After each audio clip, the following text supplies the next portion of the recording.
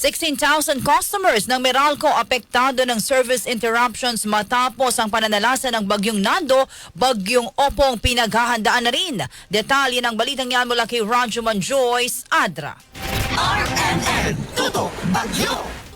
Patuloy ngayon ang restoration efforts ng Meralco sa mga lugar na naapektuhan ang supply ng kuryente dahil sa Bagyong Nando. Ayon sa Meralco, 16,000 na mga customers ang naapektuhan ng service interruptions at karamihan sa mga ito ay mula sa Cavite at Quezon Province. Tiniyak din ang nasabi ko pa niya na minamadali na nila ang pagsasaayos sa mga nasirang linya ng kuryente.